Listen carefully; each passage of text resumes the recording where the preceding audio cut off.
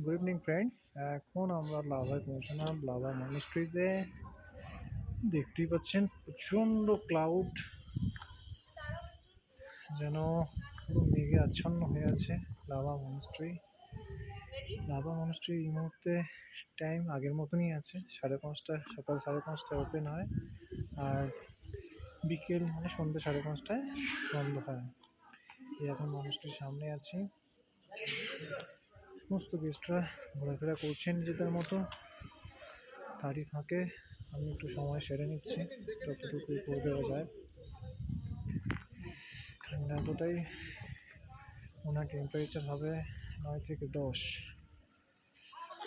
খুব ভালো লাগছে।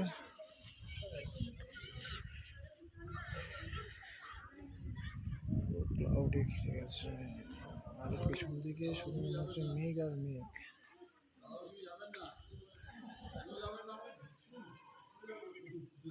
সুন্দর। আসবো কালকে আবার ভিডিও নিয়ে।